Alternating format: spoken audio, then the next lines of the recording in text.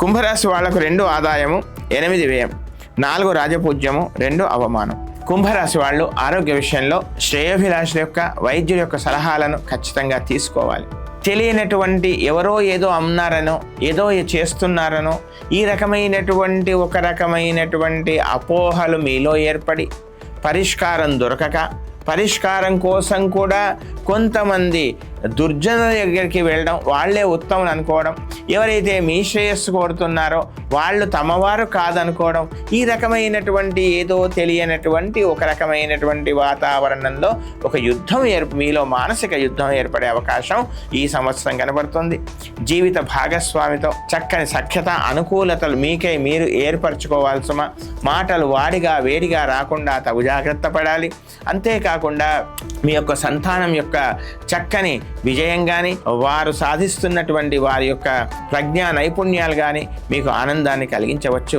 తమ బంధువుల ద్వారా కానీ తమ యొక్క ఆత్మీయుల వల్ల కానీ కొంత మేలు జరిగేటువంటి అవకాశం కనబడుతుంది. నూతన గృహ నిర్మాణం కానీ లేదా నిర్మితమైన గృహాన్ని కొనుగోలు చేసే ప్రయత్నంలో కూడా కొంతవరకు సఫలమవుతారు. ఏదో విధంగా చేతికి అందినట్టే అంది, ఏదో విధంగా కొంత వాయిదా పడే అవకాశం ఉంది. మీరు నిరుత్సాహపడకండి, చక్కగా మీ ప్రయత్నాలు మీరు ముందుకు చేస్తూ వెళ్ళండి. ఆరోగ్యాన్ని మాత్రం చక్కగా కాపాడుకోవాలి సుమా.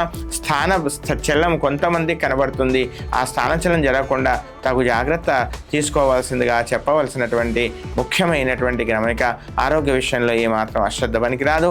విద్యార్థులకి కాస్త సోమరితనము, తక్కువ శ్రమతో ఎక్కువ లాభాన్ని పొందాలనేటువంటి ఆలోచన ఇవన్నీ ఏర్పడతాయి. ఎక్కువగా శ్రమించకుండా ఫలితం అలా వచ్చేసేయాలి అనేటువంటి ఆ విధంగా ఆ మార్గంలో ఆ విధంగా ఆలోచిస్తూ ఎవరినో ఒక దుర్జనులను కలవడం, చెడు స్నేహాల కాస్త అటువైపు మీరు వెళ్ళటం, తద్వారా ఈ రకమైన చికాకులు ఫలితం రాకపోవడం, కొద్ది ఒక రకమైన యుద్ధ వాతావరణం కనబడుతుంది.